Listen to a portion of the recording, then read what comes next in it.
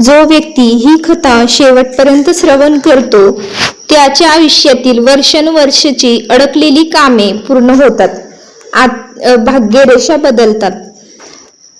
भगवान शंकर स्वतः म्हणतात, ही कथा अर्धवट सोडू नकास, कारण जी रात्र सृष्टी बदलू शकते तीच रात्र तुझं नशीबही बदलू शकते.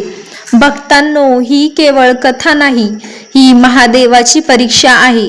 शेवटपर्यंत ऐकणाऱ्याच्या घरी दारिद्र्य, रोग, कर्ज, चिंता आणि मनशांतीचा अभाव वाऱ्यासारखा दूर पळून जातो. म्हणून विनंती आहे, कृपया ही कथा शेवटपर्यंत ऐका, कारण शेवटी सांगितलेला उपाय तुमच्या आयुष्यातील नवीन दिशा देऊ शकतो. भक्तांनो, फार पूर्वीची गोष्ट आहे, जेव्हा सृष्टीत अंधार, अहंकार आणि अस्थिरता निर्माण वाढली होती. देवांमध्ये आणि दानवांमध्ये संघर्ष सुरू होता. पृथ्वी थरथरत होती, आकाश अस्वस्थ होत होता आणि सर्वत्र एकच प्रश्न होता, सृष्टीचा अंधार कोण थांबवणार? त्याच वेळी ब्रह्मदेव आणि विष्णू यांच्यात श्रेष्ठ कोण यावर वाद सुरू झाला. दोघांनाही वाटत होतं की सृष्टी माझ्यामुळे चालते. त्या अहंकाराच्या क्षणी अचानक आकाशातून एक प्रचंड तेजस्वी ज्योतीचा स्तंभ प्रकट झाला. त्या ज्योतीतील न आरंभ होता आणि ना अंत होता.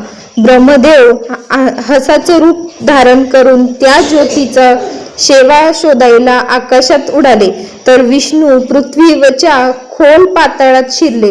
हजारो वर्ष गेली, पण दोघांनाही त्या ज्योतींचा अंत सापडला नाही. थकून नम्र होऊन दोघंही परत आले. तेव्हाच त्या ज्योतीतून भगवान शंकर प्रकट झाले आणि म्हणाले, जो अहंकार सोडतो त्यालाच माझी ओळख मिळते. याच दिवशी फाल्गुन कृष्ण चतुर्दशीच्या रात्री महादेव प्रथमच ज्योतिर्लिंग स्वरूपात प्रकट झाले. हीच रात्र म्हणजे महाशिवरात्र.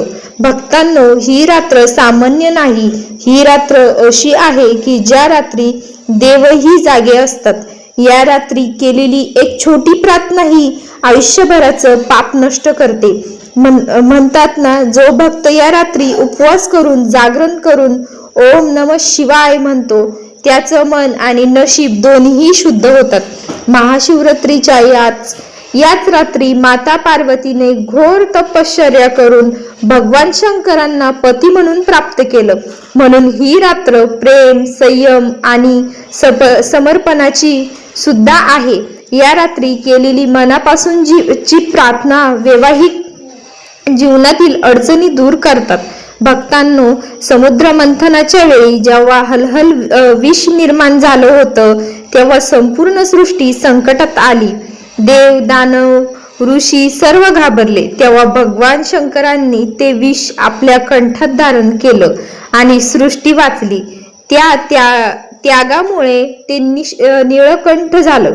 महाशिवरात्री ही त्यागाची आठवण करून देणारी रात्र आहे. भक्तांनो, असं म्हणतात की या रात्री केलेली प्रार्थना थेट कैलासात पोहोचते. देव तुमचं बोलणं ऐकतो, तुमचे अश्रू पाहतो आणि योग्य वेळ येताच उत्तर देतो.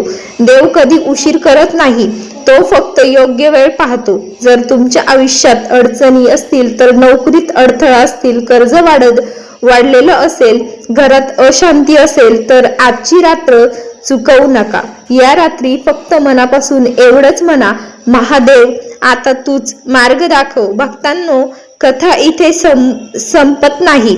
महाशिवरात्रीची शेवटी जर तुम्ही हा एक छोटासा उपाय केला तर महादेवाची कृपा नक्कीच मिळेल.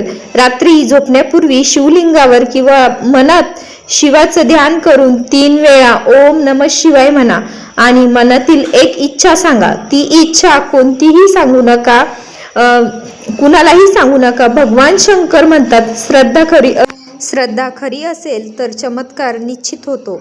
कमेंट बॉक्समध्ये आत्ताच लिहा, ओम नमः शिवाय. हर हर महादेव.